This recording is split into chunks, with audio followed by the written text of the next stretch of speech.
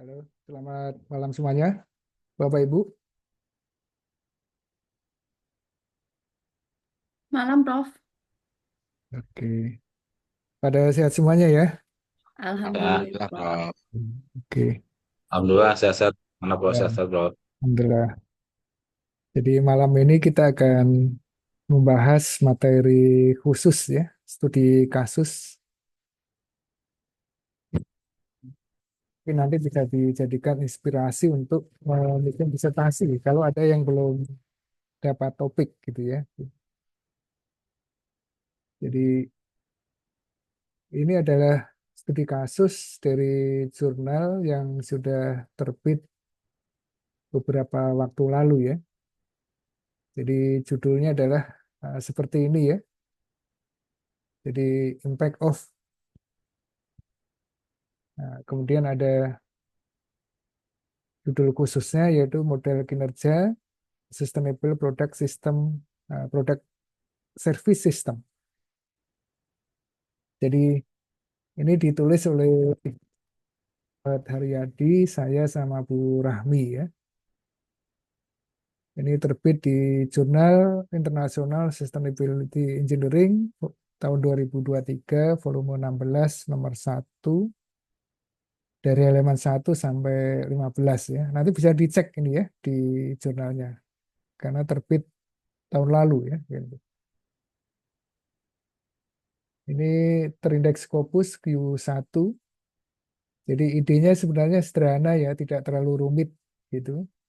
Jadi kepingin melihat dampak atau pengaruh dari praktek-praktek green melalui green product dan service innovation terhadap kinerja sistem yang berkelanjutan tadi gitu. Nah, studi kasusnya itu di perusahaan yang memproduksi ban, tidak banyak perusahaan yang dijadikan sampel, tetapi hanya 7 perusahaan ya, kalau nggak salah itu. Nah, nanti ide ini bisa dikembangkan ya. Bagi yang belum dapat ide untuk menyusun penelitian disertasinya. Kalau sudah dapat juga tinggal melanjutkan saja ya, kan gitu. Nah, ide-ide yang ada di kasus ini nanti bisa dikembangkan. Salah satunya topik yang ditulis nanti oleh Pak Ciptono kalau nggak salah ya. Pak Andri juga kalau nggak salah mirip-mirip seperti ini ya, impact of apa terhadap apa dan seterusnya itu. Betul, bro. Ya, jadi ini istilah atau singkatan yang digunakan di dalam paper itu ya. Jadi ada TMC, Top Management Commitment. Intinya komitmen manajemen puncak terhadap pelaksanaan green innovation dan green product service di perusahaan penghasil ban itu seperti apa ya. Gitu. Kemudian ada PPP, Pollution Prevention Practice, yaitu praktek pencegahan polusi yang diterapkan di sampel perusahaan tadi seperti apa. Kemudian PSP, Product Stewardship Practices, yaitu praktek eh, penata gunaan ya atau manajemen produk di perusahaan-perusahaan tersebut seperti apa dan seterusnya. Kemudian GPSI, Green Product Service Innovation, kemudian SPSSP, ini dan seterusnya. Ini singkatan-singkatan yang digunakan di dalam paper ini ya, atau di dalam jurnal ini. Nah, ini apa, definisinya apa, dan seterusnya nanti bisa dicek di jurnal itu ya. Nah, itu. Kemudian di abstrak, seperti biasa ya standar ini ya. Jadi alinea pertama biasanya membicarakan mengenai intro atau problem yang diangkat di dalam paper ini apa, kemudian objektif, bisa satu, bisa banyak, kemudian ada metode, termasuk sampel yang digunakan itu seperti apa, hasil dan penemuan yang didapatkan seperti apa, terakhir rekomendasi. Ini penulisan abstrak standar ya. Jadi objektifnya kalau kita lihat di sini ya, ini bertujuan untuk mengeksplorasi praktek-praktek green dengan bukti empiris dari studi literatur dan opini para pakar ya dari praktisi industri manufaktur. Jadi paper ini mengusulkan sebuah kerangka kerja dengan faktor-faktor kunci TMC, PPP, PSP, dan seterusnya ya, yang dapat memberikan dampak terhadap GPSI dan tentunya SPSSP tadi ya. Nah, ini. Jadi kalau kita lihat di sini, sebagai variabel independennya itu TMC, PPP, dan PSP, kemudian variabel dependennya itu GPSI dan SPSSP, dan seterusnya. Apa yang baru dari paper ini nanti kita lihat seterusnya ya. Jadi dituliskan di dalam gap research gitu ya. Metode yang digunakan, nah ini menggunakan analisis statistik untuk menghitung minimal sampel yang digunakan itu berapa gitu ya, Kanan, menggunakan bro. dari ini Kanan. di power. Kemudian sampel yang digunakan itu 205 responden. Kemudian menggunakan analisis model struktural dengan menggunakan SEM. Nah, ini udah cukup jelas gitu ya. Metodenya pakai SEM, analisis struktural pakai SEM. Kemudian sampelnya ada 205 responden dan seterusnya.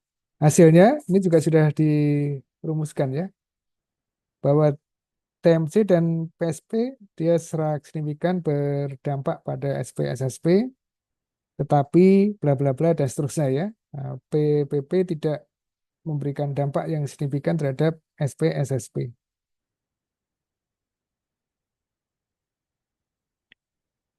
Penemuan lain juga menyarankan bahwa hubungan di antara faktor-faktor tersebut dan SP-SSP itu mediasi atau diperantarai oleh GPSI. Nah, ini penemuan penting dari hasil ini ya. Rekomendasinya, bla bla bla, ada seterusnya. Jadi ini penulisan abstrak yang standar ya, yang lengkap. Kadang-kadang abstrak itu langsung ke objektif, metode, sampel, dan seterusnya itu ya. Tapi kita sarankan banyak jurnal yang menyarankan ada intro atau problem yang dirumuskan seperti apa dulu kan gitu ya. Jadi tidak langsung ke objektif. Nah, sekarang di paper itu juga dijelaskan ya introduction-nya seperti apa. Nah, intinya di introduction itu biasanya menceritakan tentang latar belakang kenapa meneliti topik atau tema seperti itu ya.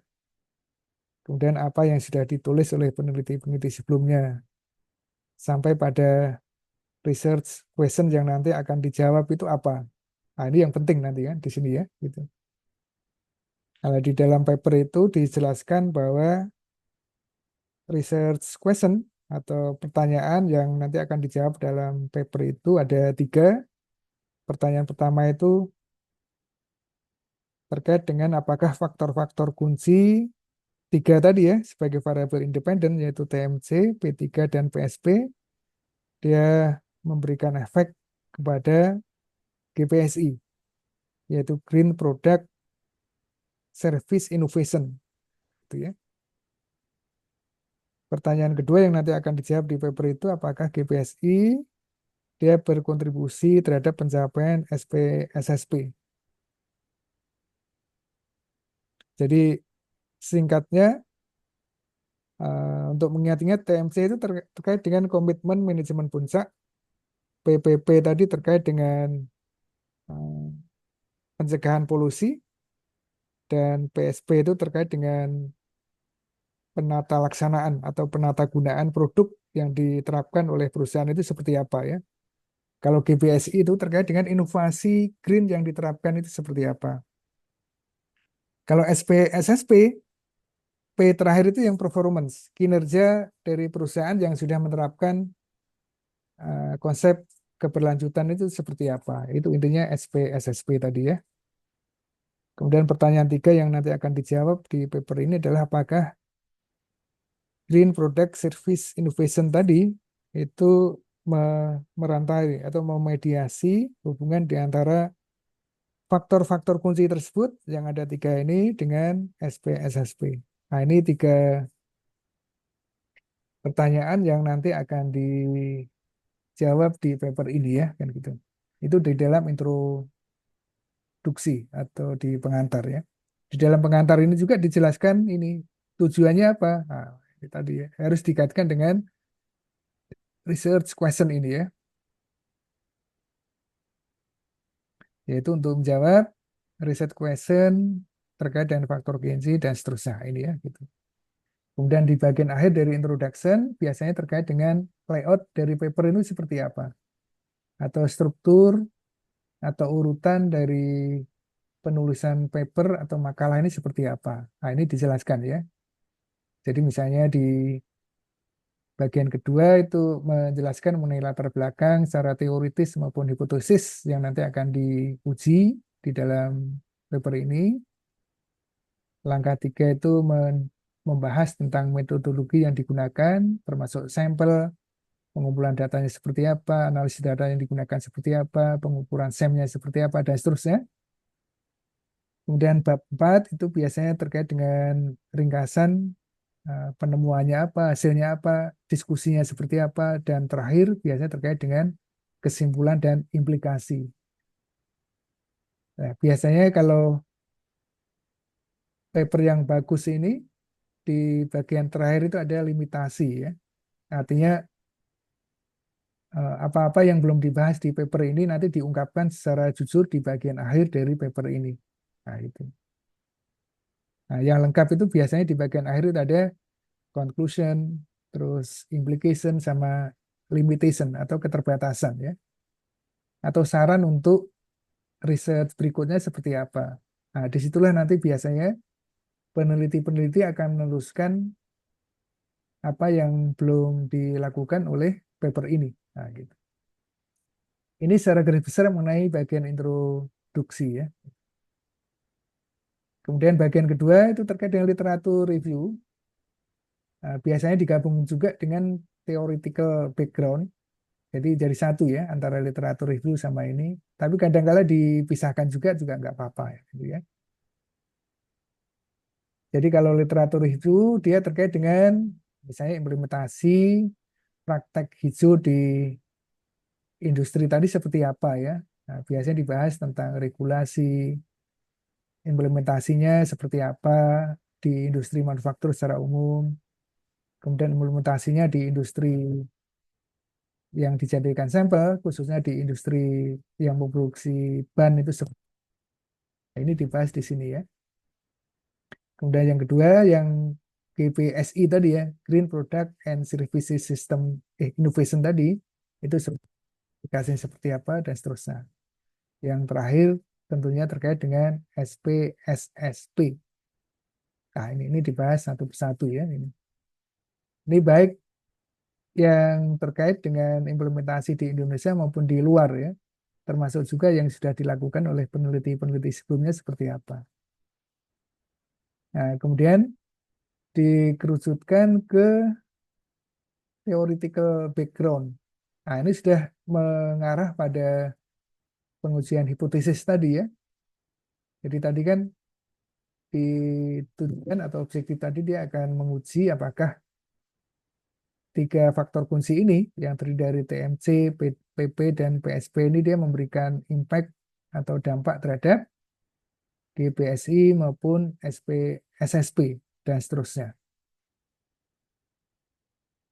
Ya, ini dibahas ya. Apakah ada peneliti-peneliti sebelumnya sudah meneliti ini, kalau sudah meneliti dia di industri apa dan seterusnya ya. Kemudian dijelaskan juga di theoretical background ini adalah research gap. Research gap itu menjelaskan apa yang sudah diteliti sebelumnya, apa yang belum. Lah yang belum ini yang nanti akan dilakukan di paper ini ya, kan gitu.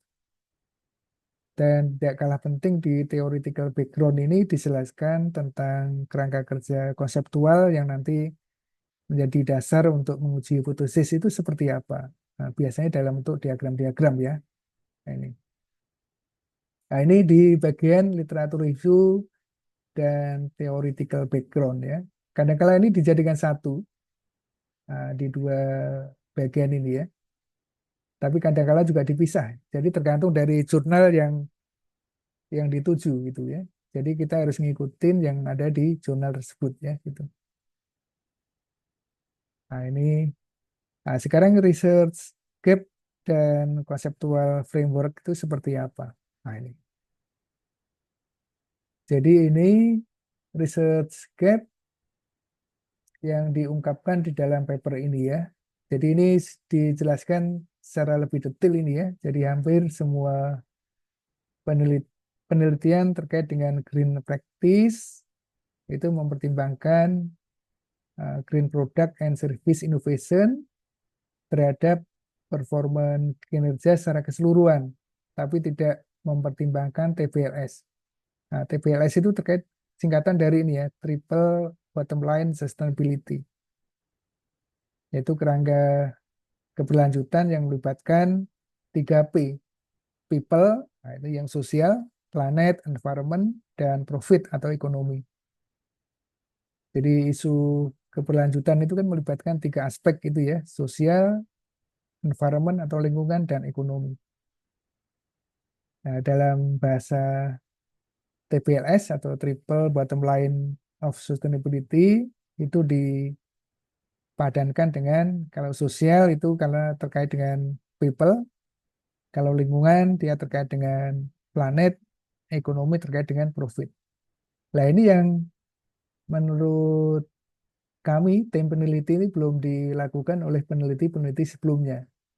Nah di penelitian ini, ini dijelaskan ya, akan mengkaji bagaimana dampak atau efek dari 3 faktor kunci tadi terhadap SPSS ini ya, TPLS ini.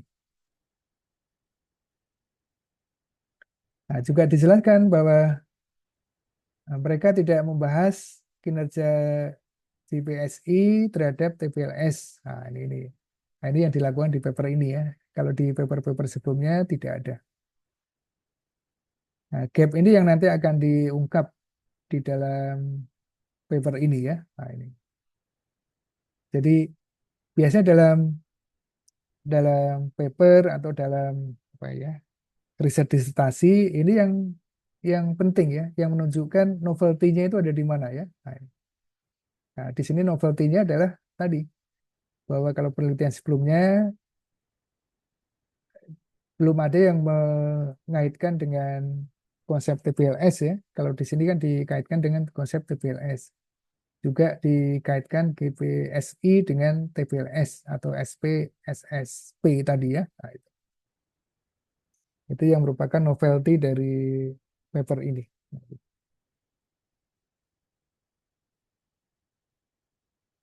Nah, untuk alasan ini, peneliti ya, jadi penulis meneliti apakah GPSI dia memberikan efek terhadap SPSSP.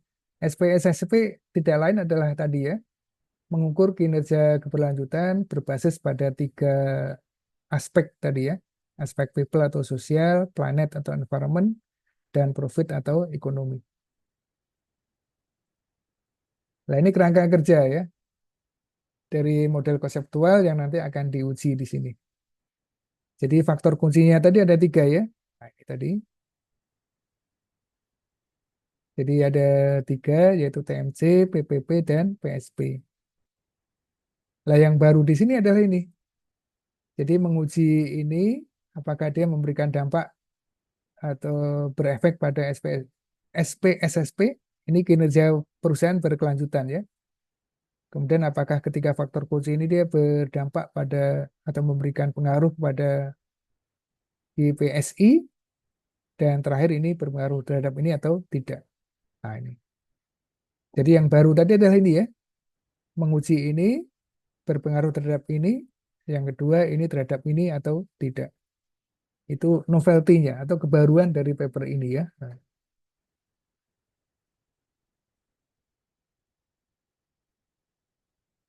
Nah, itu tadi yang Prof, mau diulangi yang terkait dengan kebaruannya tadi, Prof, yang mana, ini. Prof? Artinya Kebaruannya ungkapannya. dari sini kan bisa dilihat Pak ya di research gap. Iya, Kemudian dituangkan ke dalam framework seperti ini, sederhana. Jadi ini terhadap ini Pak ya. Nah, menurut versi penulis ya, kami bertiga ini belum ada yang meneliti Pak. Ini terhadap ini ya. Yang kedua, yang ini terhadap ini juga belum diteliti. Kalau ini terhadap ini udah beberapa penulis yang melakukan Pak ya. 3 faktor kunci ini terhadap GPSI sudah banyak, tapi yang belum dilakukan adalah ini terhadap ini, terus 3 faktor kunci ini terhadap ini yang belum dilakukan oleh peneliti lainnya. Itulah kebaruannya Pak Taufik ya. Oh iya iya, Prof. Nah, lah nanti gini, Bapak Ibu yang sudah punya ide kan gitu ya, bisa diperkaya dengan menganalogikan framework seperti ini Pak itu. Ya, Jadi, bisa ditangkap ya Pak ya.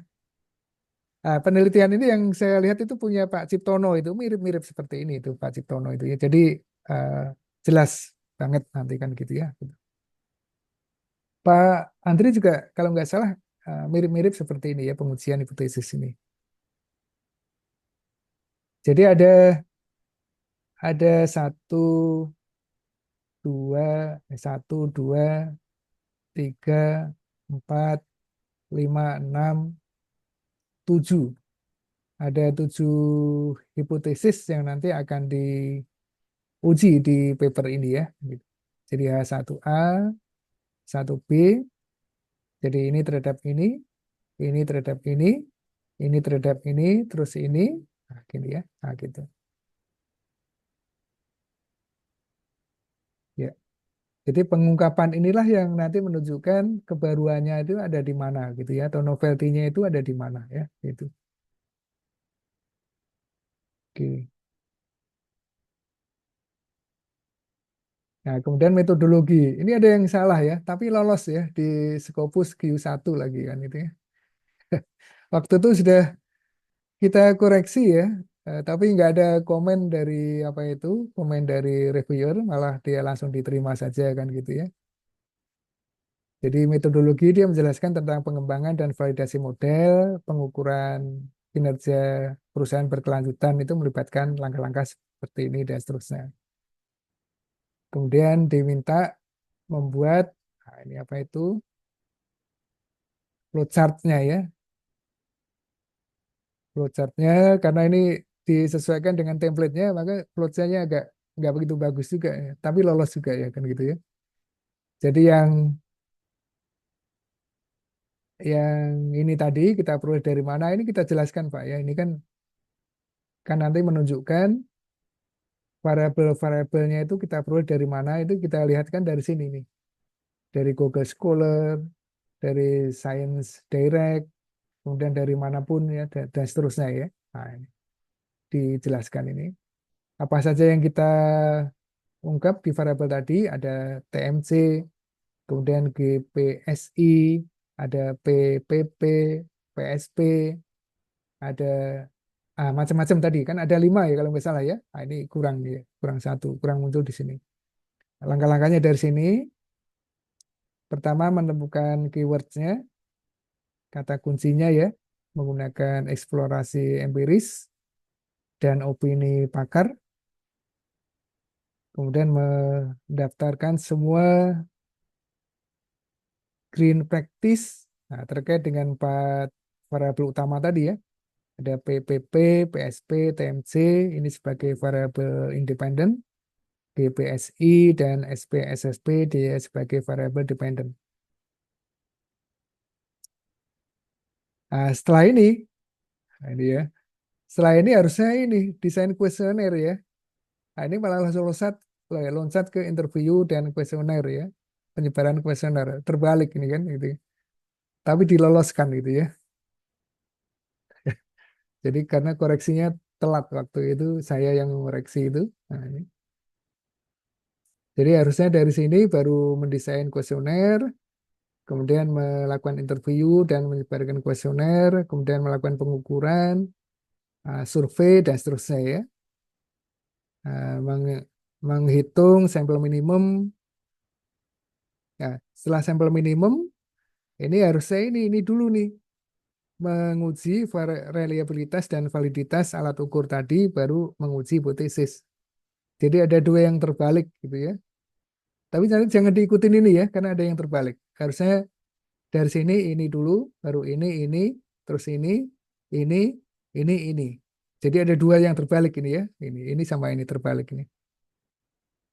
Harusnya ini dilakukan lebih dulu dari ini, tapi ini malah belakangan. Begitu pula ini ya.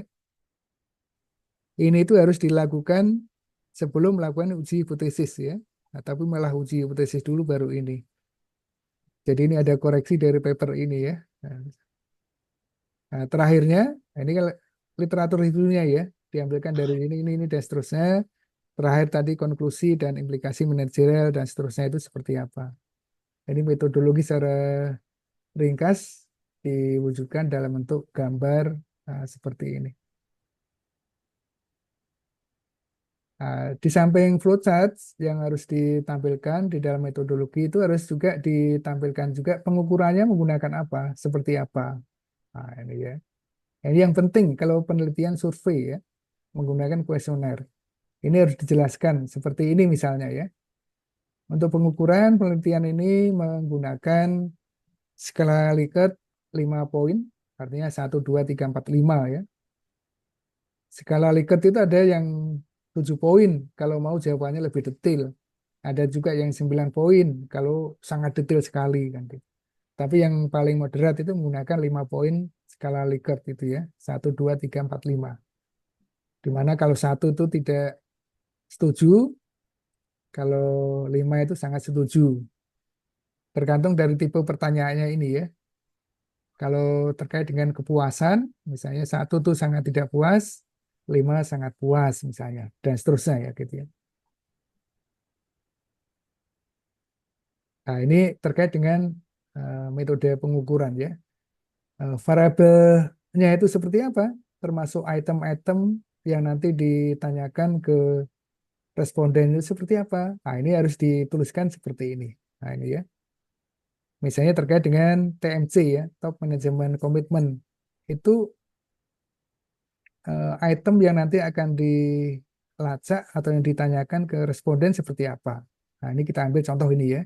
Nah, di sini ada konstruk 3, goal dan objektif, partnership, sama resources allocation.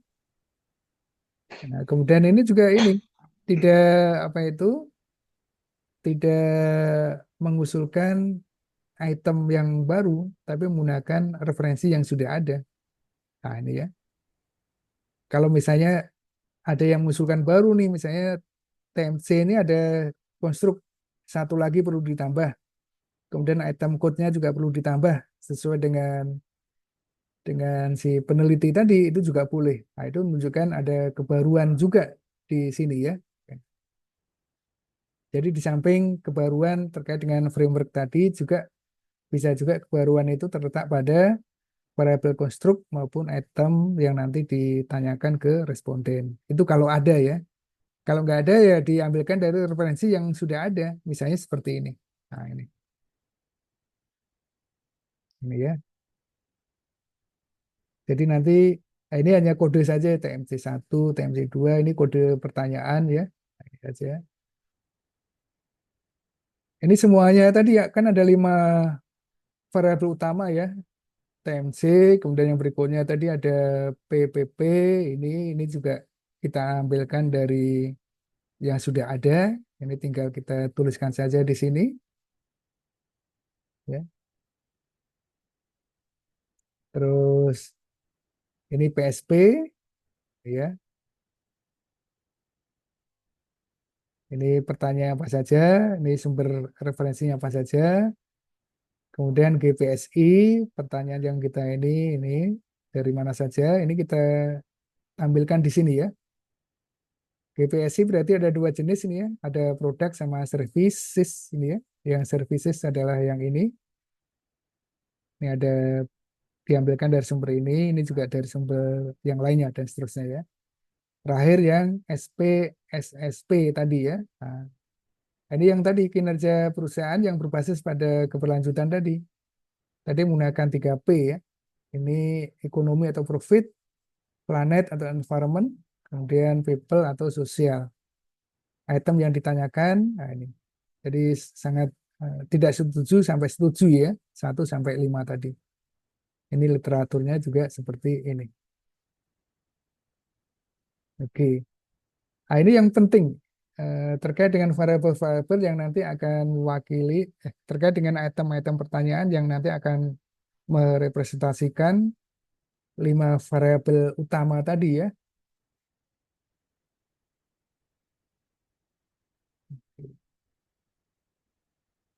Tadi terkait dengan variabel utama, variabel konstruk, sama item pertanyaan. Kemudian sampel dan pengumpulan datanya seperti apa.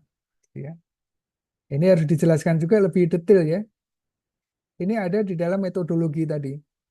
Jadi di dalam metodologi itu ada flowchart, kemudian ada penjelasan flowchart seperti apa, kemudian pengukurannya seperti apa, variabel yang digunakan seperti apa, item-item di dalam kuesioner seperti apa, kalau tekniknya teknik survei ya. Kemudian metode samplingnya seperti apa, sampel yang digunakan itu apa, dan seterusnya. Itu harus dijelaskan lebih detail. Nah, kita ambil contoh misalnya, dalam penelitian ini, target sampelnya itu adalah individu. Gitu ya. Individu di dalam perusahaan industri manufaktur penghasil tire atau ban gitu ya.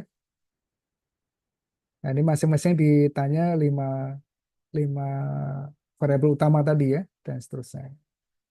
Jadi ini harus dijelaskan ya, apakah individu atau siapa itu harus dijelaskan. Jadi ini kan profesional yang dia bekerja di sini, yang dia mengetahui tentang 5 variabel utama tadi ya.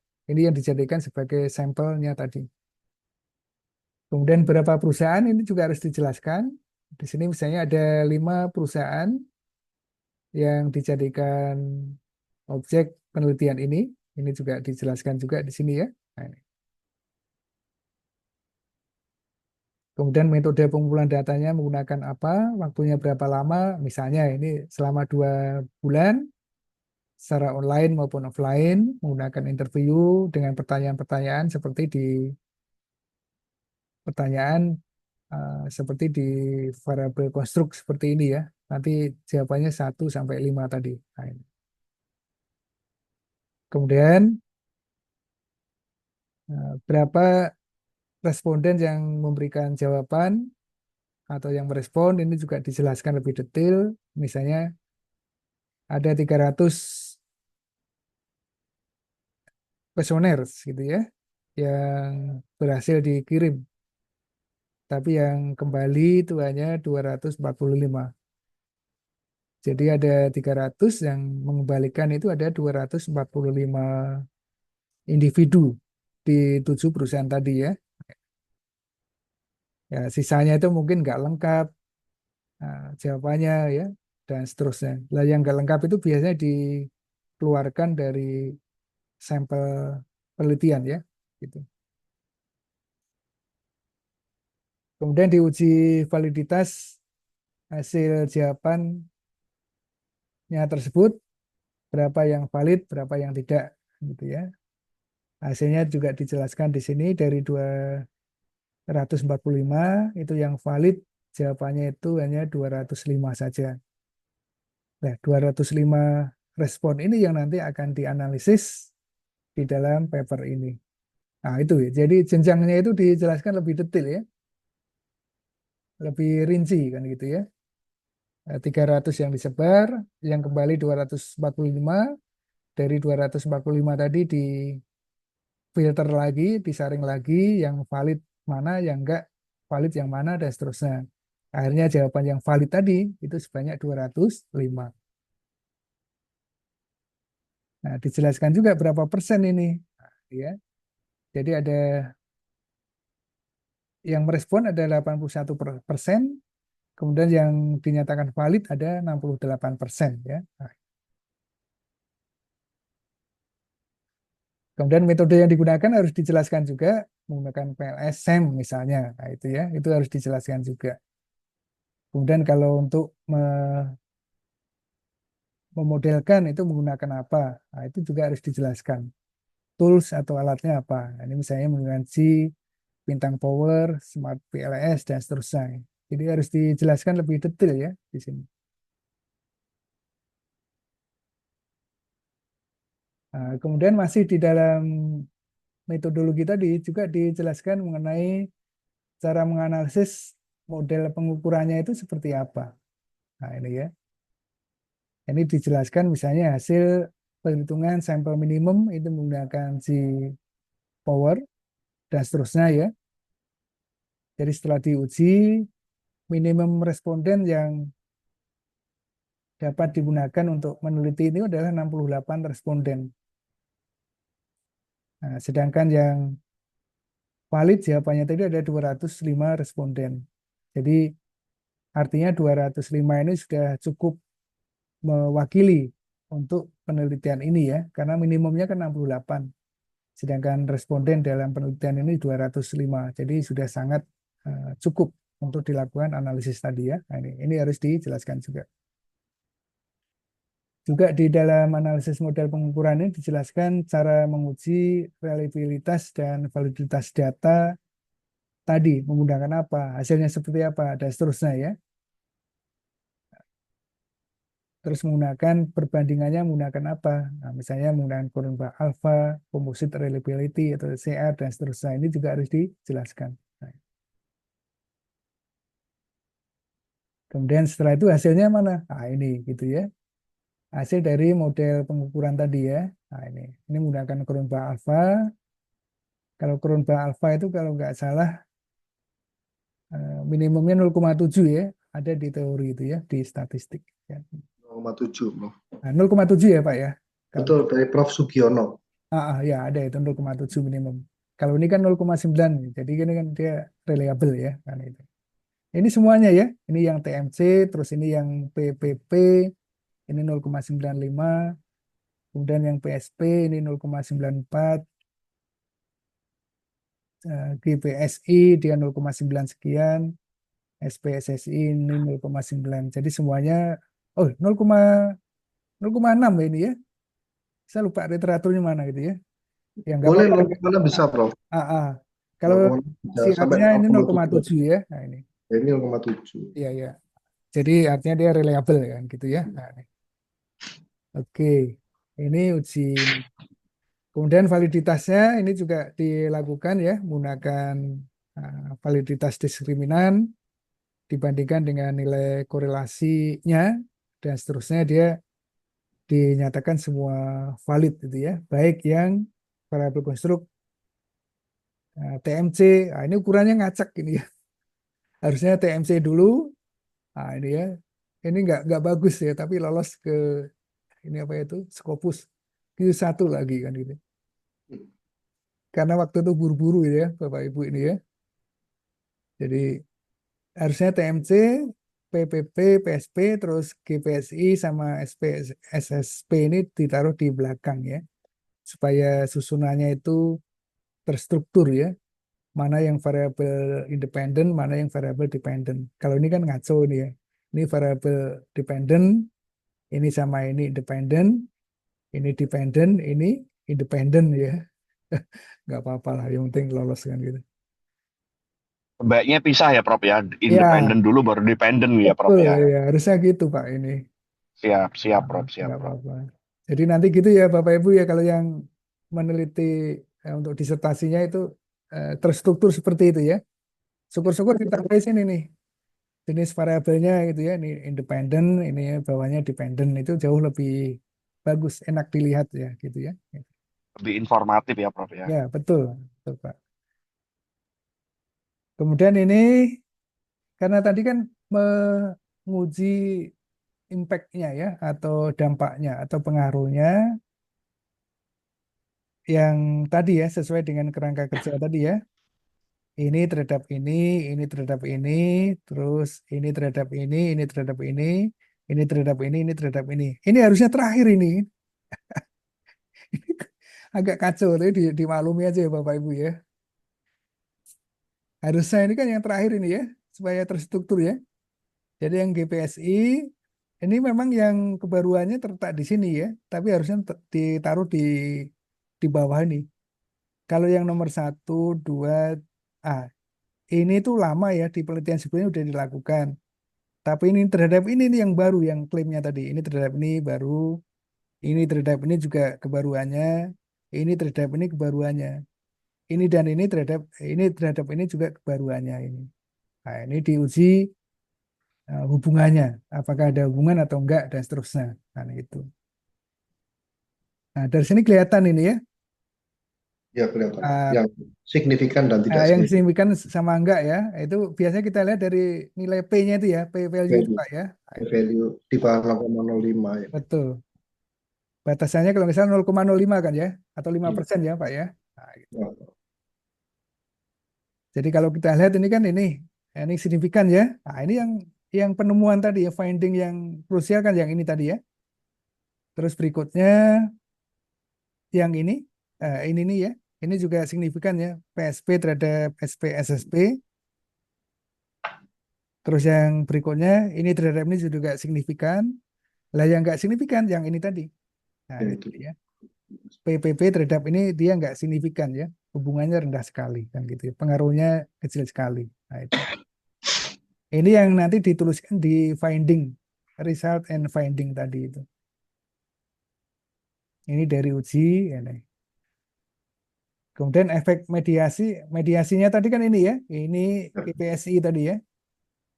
Perantaranya atau antara mediatornya tadi ya. Nah, semuanya kalau lewat mediator semuanya dia signifikan semua ini ya kalau kita lihat karena dia lebih kecil dari 0,05 atau 5%. Nah, ini ya. Oke, dan seterusnya ini. Nah, kemudian di uji hipotesis yang tadi ya di kerangka kerangka model tadi ya, framework kerangka kerja model tadi ya. Jadi yang ini terhadap ini sudah banyak meneliti ya. Yang belum dilakukan sesuai dengan research gap tadi adalah ini. Yang ini terhadap ini ya, 3 faktor kunci ini, TMC, PPP, dan PSP terhadap ini. Yang kedua ini terhadap ini. Nah, gitu ya. Berikutnya ada satu lagi yang melalui perantara tadi ya. Ini melalui perantara ini terhadap ini dia signifikan enggak? Nah, ternyata dia signifikan ya kalau melalui perantara ini ya, mediator ini ya, GPSI ini. Semua signifikan ya. Nah, ini. Nah, itulah penemuan atau finding berikutnya ya dari paper ini. Ini menggunakan PLSM tadi ini udah ketahuan. Nah, setelah itu discussion ini ya. Nah, ini. Nah, penjelasan lebih detail dari ini tentunya ya, dari penemuan, kemudian dikaitkan dengan apa tadi, misalnya research questionnya tadi, apakah sudah terjawab atau belum terkait ini, kemudian dibandingkan dengan peneliti-peneliti lainnya seperti apa gitu, itu yang namanya discussion ya. Nah ini ya kita ulangi tadi ya.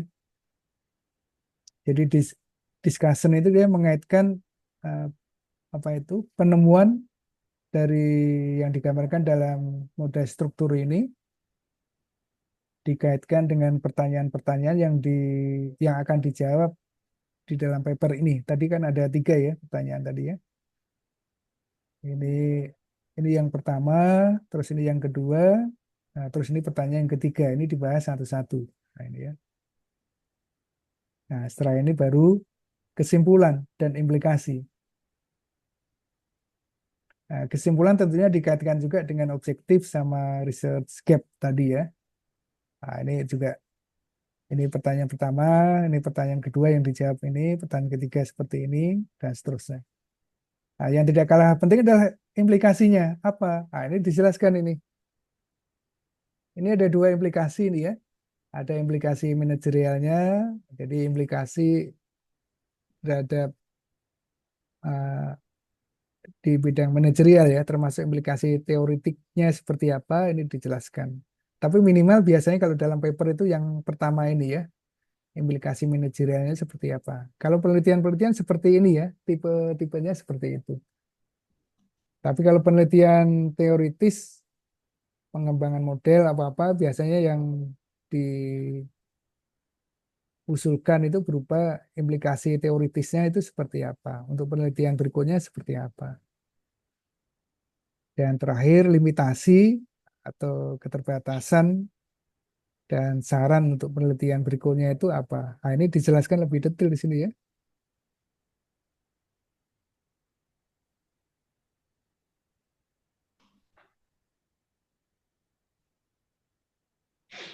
Nah, jadi ini kan ada keterbatasan ini ya. Jadi misalnya kita harus berhati-hati terhadap penemuan ini karena riset ini dilakukan di industri ini yang telah mengimplementasikan green practices.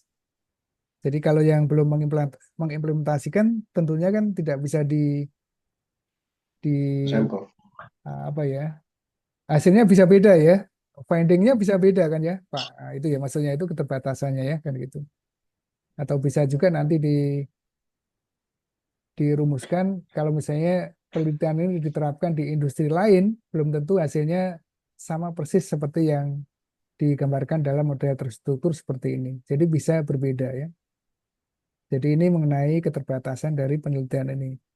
Untuk itulah disarankan mungkin ada, nah ini kan, manufaktur lain itu harus dilakukan dengan hati-hati ya. Misalnya dengan menambah ah, tidak hanya 3 faktor kunci tadi, bisa juga menambah atau fokus ke yang lain. Nah ini Pak ini. Nah ini kan ini ya. Nah ini bagi yang belum belum punya riset disertasi ini. Jadi saran dari penelitian ini coba difokuskan ke variabel independen yang lain, misalnya inovasi digitalnya seperti apa, manajemen human resource yang berkelanjutannya seperti apa, faktor-faktor yang tidak pasti dan seterusnya itu bisa ditambahkan ke sini tadi, ya, yang sini tadi kan ya. Nah ini tadi. Jadi penelitian tadi menyarankan coba dilakukan penelitian dengan menambahkan variabel baru misalnya terkait dengan inovasi digital. Yang berikutnya tadi apa tadi ya? Sustainability management. Terus satunya mungkin faktor yang tidak pasti apa. Nah itu menarik itu ya. Jadi ada variabel baru yang coba diteliti, disarankan untuk diteliti lebih lanjut itu. Nah itulah ya. Jadi saya harapkan dengan melihat ini kalau yang belum punya topik gitu ya, bisa mengembangkan ini tadi. Dan tadi saya apa itu tampilkan yang sini tadi. Ini penting ya yang terakhir ini kan. Biasanya peneliti-peneliti itu dia melihat ini Pak, yang terakhir ini. Saran untuk peneliti berikutnya itu apa? Ah ini yang dilihat ini. Ini ini ada 3 variabel baru yang mungkin akan memberikan dampak terhadap kinerja perusahaan yang sudah sustain, kemudian inovasi green yang diterapkan di perusahaan dan seterusnya. Nah itu. Tapi bagi yang sudah punya topik dan sudah mantap, jangan jangan tergoda dengan ini ya, tergoda dengan tantangan ini ya kan gitu ya. Jadi lanjutkan aja nggak apa-apa kan gitu ya. Oke Bapak Ibu, sekarang kita diskusi. Kalau ada pertanyaan silakan Bapak Ibu.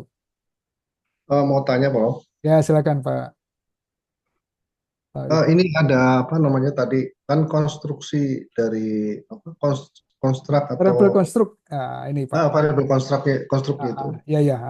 Itu kan saya apa mungkin belum sempat lihat atau bagaimana? Ya, Kan adanya di outputnya PLSM itu, Prof. iya ya. Adanya di Prof. Tapi sebelumnya kan sudah harus dipetakan dulu ya, Prof ya. Yang ini Pak, masing-masing ini ya. Yang berbentuk apa namanya kerangka berpikir Oh, yang di depan tadi Pak ya. ya di depan itu. Ah ini ya. Ini maksud kali ya. Ini Betul. kan ada tadi ada yang 3 itu jadi pengaruh Pengaruh eh, TMC, PPP, TMC sama PSP. dan ada yang langsung dan tidak langsung itu, Bro. Ya, betul. Nah, yang ada Ya, mediator apa intervening mediatornya maksudnya. yang GPSI Pak ya, mediatornya. Nah, itu. Mm-mm. Nah, itu saya agak lupa itu ya, Pak. Menghitungnya apa 2 kali atau bagaimana ya, Prof itu saya.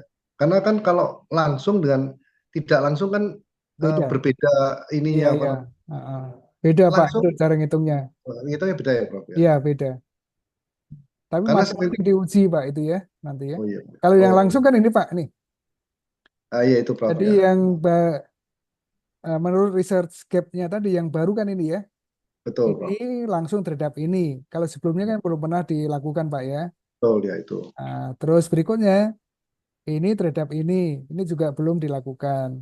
Betul Prof. Berikutnya, jadi ada tiga ya yang novelty-nya ya. Ini terhadap ini, tapi melalui mediator ini, perantara ini juga belum dilakukan tadi. Oh baik Prof. Ya itu. Nanti ah, Hmm. analoginya seperti itulah Pak ya nanti ya. Ya, Kalau siap Prof. kalau apa itu Nah, mengikuti cara cara berpikir seperti ini gitu Pak.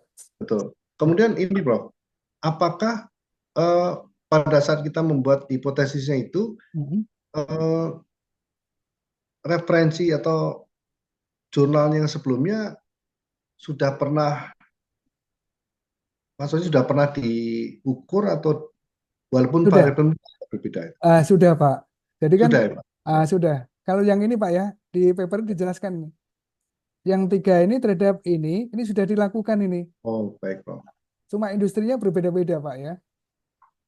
Nah, maka di Ini bukan, makalah ini ya. dijelaskan coba diukur lagi. Betul nggak ini terhadap Nah, ini itu ya. terhadap ini Benar. ternyata juga masih berlaku Pak ya kan gitu. Oh, baik Prof. Tapi yang ini terhadap ini belum pernah mengukur. Oh, nah itu yang Tuh, belum ini pernah ya sama Prof. ini juga belum pernah. Terus ini terhadap ini tapi melalui perantara ini tadi juga belum dilakukan oleh penulis sebelumnya. Nah, ini yang dilakukan di sini ya. Nah, gitu. Hanya memang yang dilakukan oleh peneliti itu memang relevansinya ada ya Prof ya. Artinya Ada. dia tidak ngarang-ngarang sendiri gitu. Enggak, Pak. Memang Kan ada ini nggak relevansinya. boleh, Pak. Ini misalnya ini Nggak boleh, tiba-tiba siap ke Prof. sini. Siap, Prof. Karena kan Ya, sudah ada referensi lainnya kan, Pak. Ini betul terhadap Prof. ini kan sudah ada nih. Di ngikutin aja kan kita kan. Karena gini Prof, saya Nah, kan berpikir untuk drone itu kan saya berpikir ya. kalau bagaimana si orang yang petani ini bisa mengoperasikan drone dan itu kan Ya. sebetulnya di Indonesia ini agak kemungkinan agak kecil tapi kalau dihitung kan nggak mungkin keluar datanya itu Prof. Iya. Jadi saya kan nggak mungkin ngarang Prof. Saya kalau itu Betul. kemampuan si petani untuk mengemudikan drone itu jelas tidak mungkin. Tapi kan dalam penelitian saya waktu itu saya pernah bikin itu Heeh. harusnya itu bisa gitu loh. Tapi Iya. kan nggak bisa itu Prof. Oh. Kalau belum ada yang meneliti sebelumnya, pakai ini aja, Pak. Pendapat pakar aja. Expert judgment. Dapat boleh Iya. ya Prof. Boleh, Pak. Jadi kan, Daripada saya sendiri. iya, ya itu yang sendiri nggak boleh. Ya, itu Jadi kan gini maksudnya. Pak, misalnya Iya, ini dari mana nih? Kalau dari riset sebelumnya sudah ada, ya tinggal kita ngikutin kan gitu Pak ya. Tapi kalau siap. belum ada kan sebelumnya kan sudah kita tekankan ada tiga cara itu kan ya. Ya, Prof. Menggunakan riset terdahulu, Iya. Lalu ya benchmark, pendapat ya, benchmark sama pendapat ahli. terus pendapat ahli. Pendapat ahli yang terakhir ini kan Pak.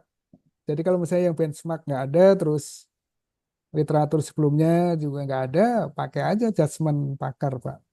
Itu Siap, Prof. boleh ya gitu. Jadi jangan coba-coba sendiri gitu Pak ya. Iya itu. Ah, Batasan ah, batasan pakar tuh berapa ya, Prof? iya, Adjustment pakar gitu. iya, iya. Kalau memang nge-benchmark sama literatur nggak ada, kita pakai adjustment pakar berapa personal, berapa orang gitu ya, Prof? Ada batasan nggak sih, Prof? Iya, itu ya. Agak susah itu ya. Tapi ada alat untuk menguji minimumnya pakai tadi kan Pak, yang ini tadi. Sebenarnya bisa dilakukan dengan cara yang sama ini menggunakan ini tadi ya. Mana tadi ya? Oh,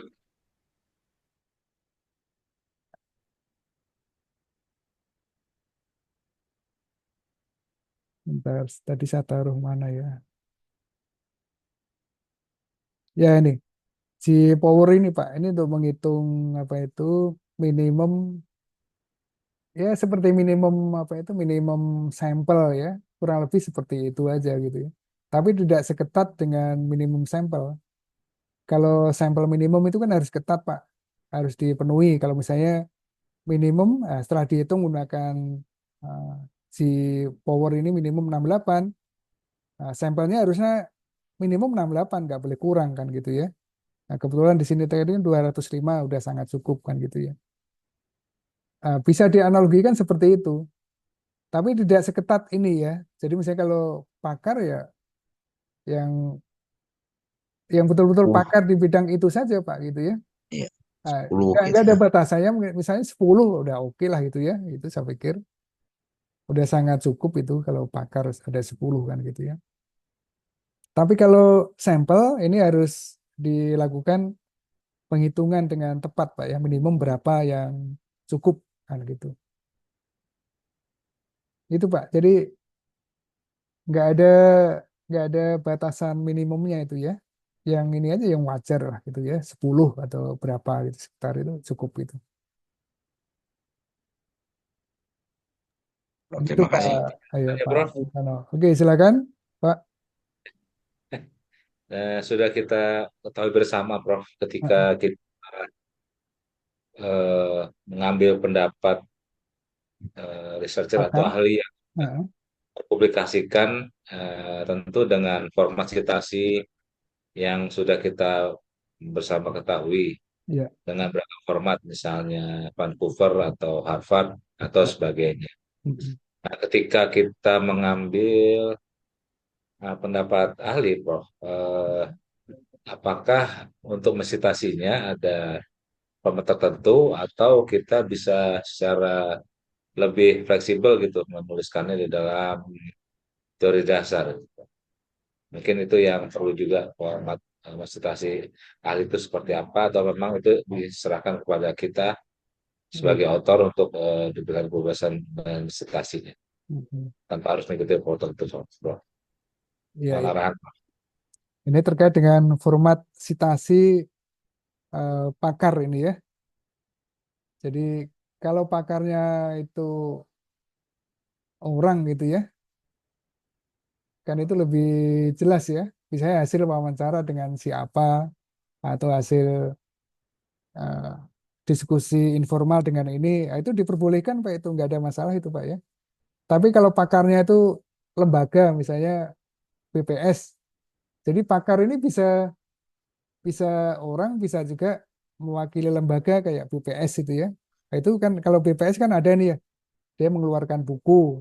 Nah, itu ada cara untuk mensitasi itu kalau BPS atau dari data-data BI atau apa, itu ada caranya Pak itu. Itu. Tapi kalau pakar biasanya orang gitu ya, dia tidak dituliskan dalam bentuk di media massa atau di paper atau di apa, biasanya cukup dari hasil interview secara informal atau secara formal dengan ini tanggal berapa berapa, itu udah cukup ini Pak, cukup bisa dipercaya itu Pak, nggak ada masalah itu. Baik, baik. Nah, Terima kasih, Bro. ada ya, Izin Prof, kalau untuk ya silakan. Nah, bagian diskusi itu Prof, apa namanya, substansinya itu mengenai hasil ya Prof ya? ya ini Ya, begitu. mendiskusikan hasil ini Pak, Hmm. ini ya, ini kan hasilnya, kemudian didiskusikan ini. Nah, biasanya didiskusikannya itu dikaitkan dengan pertanyaan yang dikemukakan di introduction tadi, di research question tadi Pak ya. Jadi membahas hasilnya ini Pak, angka-angka ini, apa maknanya dan seterusnya ya. Nah, itu. Terus kalau ini tadi kan nggak signifikan terhadap ini, kenapa dan seterusnya, ini dibahas ya, didiskusikan di sini. Nah, ini penjelasan atau hasil pembahasan dari sini saja nih sebenarnya Pak ini. Ini TMC memberikan efek positif terhadap apa, PSP ini dan seterusnya, dari situ saja ini. Nah, ini. Kemudian dikaitkan dengan research question-nya tadi. Kalau di sini kan ada 3 ya tadi ya. 1, 2, 3. Nah, ini dibahas semuanya di sini. Itu di discussion-nya Pak ya. Gitu. Nah, syukur-syukur bisa dikaitkan dengan ini. Karena tadi kan ini nih. Yang ini terhadap ini tadi kan sudah dilakukan oleh peneliti sebelumnya. Nah, apakah hasil dari penelitian ini juga sama seperti yang dilakukan oleh peneliti sebelumnya atau enggak. Kalau enggak sama, kenapa dan seterusnya itu dibahas di discussion tadi. Itu Pak Jason ya. Baik, makasih Prof. Baik, discussion itu pembahasan lah kalau di Indonesia itu ya.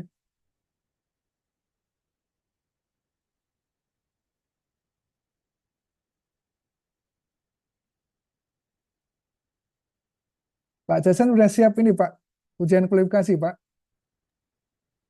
Kemungkinan saya bareng sama beliau-beliau ini Pak, Oh ya, Prof. oh nggak apa-apa. Ya, ya, ya.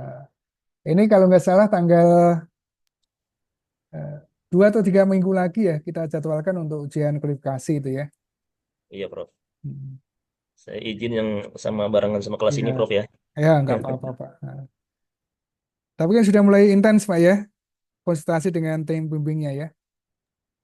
Iya Prof. Ya, oke. Bapak Ibu yang lain juga sama ya, diusahakan intens konsultasi ya.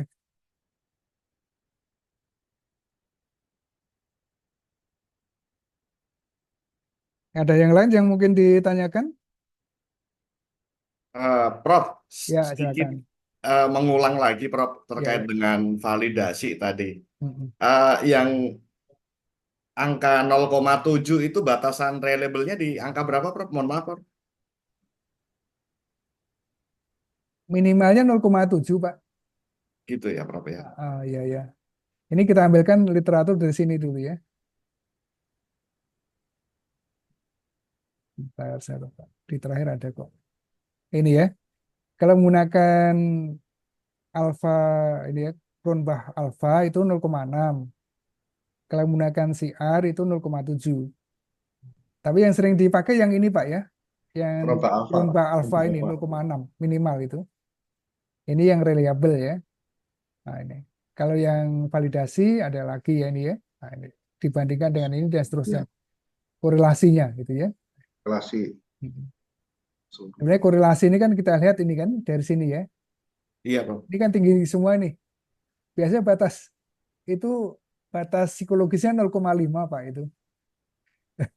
Jadi kalau udah di atas 0,5 itu udah bagus lah itu ya. Valid lah kan. Berarti yang 0,3 jelek ya Prof. Oh, jelek sekali Pak itu.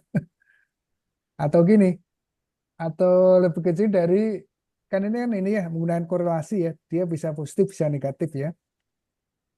Kurang dari minus 0,5, misalnya minus 0,6, minus 0,7 itu juga bagus Pak itu. Relatif bagus lah kan gitu ya. Gitu. Yang jelek itu kan antara ini Pak, yang dekat dengan angka 0 lah kan gitu ya. Itu yang nggak bagus itu ya. Ada ini Prof, kalau respondennya itu 20 sebenarnya 0,361 masih boleh Prof. Ke atas 0,361. Ke atas. Oh gitu ya. Kalau Oh, kalau ya, ada referensinya boleh aja Pak, nggak apa-apa ya. 20 dan 30. Kalau 30 0,444. Oh ya. Hanya ini Prof, yang saya baca itu dari Prof Sugiono itu Prof. Ada ya. Nggak Ada apa-apa. Ya, Prof ya. Sugiono. Itu kan Hanya pakai memang statistik Pak ya itu ya. betul dia. Iya, iya. Boleh juga itu. Kalau ada referensinya nggak apa-apa, dipakai aja kan gitu. Soalnya itu di situ Prof, kalau di SPSS itu langsung dia ini Prof apa? Ada bintangnya gitu Prof. Jadi kalau valid ya begitu di atas 0,361 ada bintangnya berarti dia valid gitu Dia Prof. valid ya. Iya, iya. Nah, keterangannya valid. Ah, Tapi hanya boleh 20 atau 20 sampai 30 sampel data untuk sampel uji coba instrumen itu Prof. Iya, iya. Iya. Menurut Intinya kalau Prof ada Sugiono, referensi misalnya Prof Sugiono ya boleh aja dipakai itu Pak kan nggak apa-apa.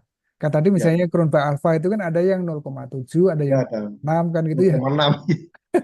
Ya. Jadi kalau Tapi ini misalnya nilai 0,8 semua Prof, gede semua, iya gede semua. reliable. Ah, jadi dipakai 0,7 juga lolos, pakai 0,6 Ya. apalagi lolos juga kan gitu ya. Nah, itu. Ya, siap Prof. Tapi biasanya gini Pak. Jadi kalau semakin banyak sampel, biasanya batasannya semakin lebih lunak. Misalnya Ya, 0,6 gitu ya. Tapi kalau semakin sedikit sampelnya, nah itu Itu, biasanya Pak. batasnya harus lebih ketat itu. 0,7 misalnya, atau 0,75 kan gitu ya. Nah, itu. Tapi kalau ada referensi yang mendukung itu juga nggak apa-apa, Pak. Misalnya kok ada yang 0,36 kok udah dinyatakan valid, ya kita pakai aja, Pak. Nggak apa-apa itu. Asal Ya, ada Prof. referensinya itu. Ya. Nah, Biasanya yang Prof, yang eh, penelitian manajemen, Prof, yang ekonomi, sosial, Pak, ya. sosial itu pakai itu. Iya, Saya iya. pikir mungkin karena agak lebih sulit kali ya, Prof. Mungkin Betul. maksudnya sulit dapat Lebih sulit dan datanya gitu. betul, betul. Kalau Iya, datanya susah didapatkan gitu, Pak, ya itu diperlunak, Pak, itu syaratnya. Jangan betul. 0,6, nanti nggak lolos semua, Pak. Anggap aja Betul. 0,4, ya oke lah. Iya, Kan, karena datanya susah kan gitu ya. iya, Bisa siap, Prof. bisa juga kalau ada alasan yang kuat kan gitu ya. Atau Ya, misalnya datanya yang ini susah didapat terus dapatnya sedikit lagi. Ya, jangan ya itu, Prof. diangkat itu. Apa itu?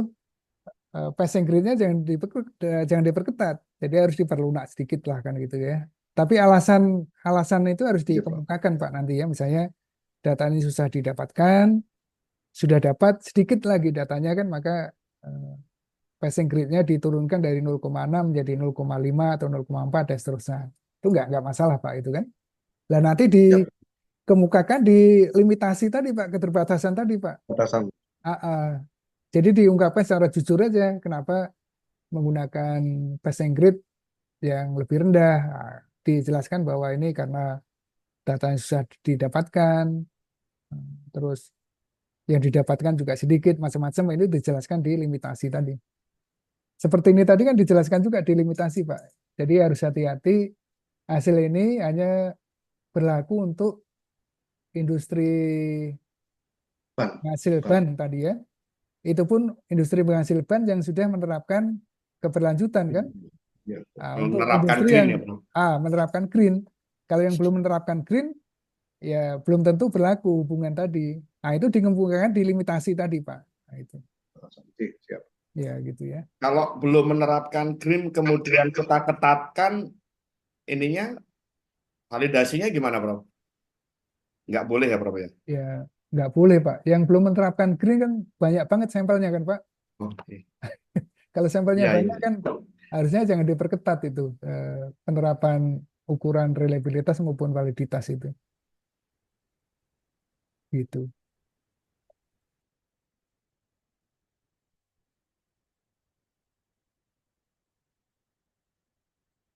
Ya, yang lain kalau ada pertanyaan atau masukan gitu ya. Ya nanti untuk mata kuliah itu ini ya.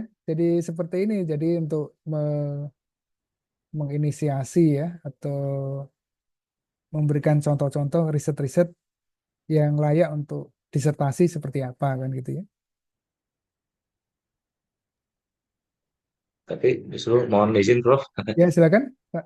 Justru ketika kita menemukan indikatornya itu merah, Heeh, sedikit angka mungkin, Prof, tidak jauh angkanya ya. di bawah garis biru itu mungkin justru menjadi satu peluang untuk membuka, mengupas Oh iya, lebih eh, betul. detail dan lebih panjang sepertinya, Prof. Iya ya itu di discussion tadi, Pak, itu. Kasian betul, Prof. Itu dijelaskan itu misalnya kenapa kok ini merah ya, kenapa hubungannya kok kurang dari tadi semuanya udah 0,8 ke atas ya. Misalnya ada tiba-tiba yang tadi kan ada ini ya, PPP kok tidak ada dampaknya terhadap SP. Nah, ini malah dikupas lebih dalam di dalam discussion tadi. Yang ini kan ya. Betul, betul. Yang lain kan dia ada support banget ini. Ada satu yang enggak ini. Nah, ini dikupas lebih dalam di discussion tadi. Jadi ada Iya, peluang untuk membahas lebih detail kenapa seperti ini kan gitu. Ya, bagus Pak Pak Andri tadi ya. iya. Nah, saya mungkin agak sedikit masih sedikit confused, Prof. Ketika kita mencoba menganalisis lebih dalam itu, Mhm. apakah ini juga momennya pas ketika kita juga membawakan pandangan atau citasi tertentu, Prof.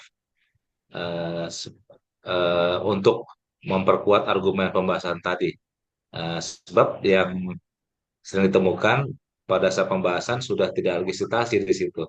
Nah, ini mungkin mungkin bagaimana mensinergikannya atau mengkompromikannya, Prof, kira-kira, Prof, untuk bisa Hmm. memuluskan pembahasan tadi. Karena mungkin ada satu materi citasi yang bisa kita gunakan untuk Ya, mempertajam lagi bahasan kita, Prof. Secara betul. teknik mungkin seperti Di itu. discussion tadi diperbolehkan mensitasi, Pak ya. Oke, Jadi masih tidak boleh, Prof, ya? dilarang. Boleh, iya. Malah justru di discussion tadi di ini Pak, hasilnya ini misalkan gitu ya. Berarti ini kan semuanya memberikan impact terhadap ini ya. Berarti ini kan mendukung penelitian sebelumnya menurut si A, B, C dan seterusnya. Ah gitu. Jadi diperbolehkan mensitasi Pak. Kalau misalnya oh ini nggak sesuai dengan penelitian sebelumnya dikemukakan aja nggak apa-apa di discussion itu. Ternyata untuk faktor kunci TMC ini dia tidak berdampak pada GPSI misalnya, kenapa dan seterusnya itu dijelaskan di discussion. Jadi justru malah di discussion tadi kita bisa memperkuat peneliti-peneliti sebelumnya dengan mensitasi atau malah ada pertentangan ternyata untuk di industri ban di Indonesia tidak sesuai dengan penelitian yang sudah dilakukan oleh peneliti-peneliti sebelumnya si A, B, C dan seterusnya. Nah, seperti itu. Jadi diperbolehkan Pak ya mensitasi itu Pak itu. Baik, Prof. Oke. Baik, baik. Ya, ya. Kira clear, Prof. Ya. Mm-mm. Saya coba nanti juga Iya. mencoba menampilkan, Prof, ya, citasi. Seperti ini ada citasinya Pak ini kan. Ya. Jadi seperti Oke. ini, ini sesuai dengan si Henry Boyle dan Johnson kan gitu ya. Terus ini sama persis yang dilakukan oleh si Wahid dan seterusnya. Ini Pak ini. Jadi di discussion itu menjelaskan apakah penelitian kita ini selaras dengan yang sudah dilakukan sebelumnya atau enggak. Dan seterusnya ini dibahas di sini Pak ya, di discussion ini. Iya, baik, baik, baik. Oke, sip. Baik, Prof. Nah, Kita clear. ya, boleh. Terima kasih.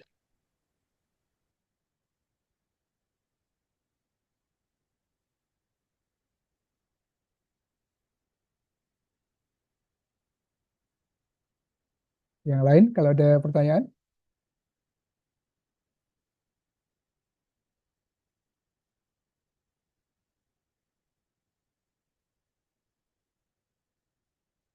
Kalau tidak ada, saya cukup sampai di sini ya kita ya pertemuan kita ya, Bapak Ibu. Siap, Prof. Ya, Siap, Prof. ya, oke. Minggu depan itu Bu Tri Wulandari ya akan membahas tentang pengambilan keputusan, topik-topik khusus tentang tools atau pendekatan yang digunakan dalam pengambilan keputusan dan seterusnya ya. Jadi kemudian nanti terakhir itu Bu Evelyn ya. Jadi 5 pertemuan berikutnya Bu Tri Wulandari, 4 pertemuan terakhir itu Bu Evelyn membahas tentang isu-isu keberlanjutan, topik-topik menarik di situ seperti apa dan seterusnya. Itu ya Bapak Ibu nanti ya. Iya, Prof. Ya, oke. Saya akhiri ya. Selamat malam. Selamat beristirahat ya. Malam, Assalamualaikum. Prof. Ya, Malam, Prof. Makasih, Terima Prof. kasih. ya sama-sama. Waalaikumsalam, Prof. Warahmatullahi wabarakatuh. Saya tutup ya. Ya, Prof. Ya, Terima Pak. Oke. kasih. Ya, Prof.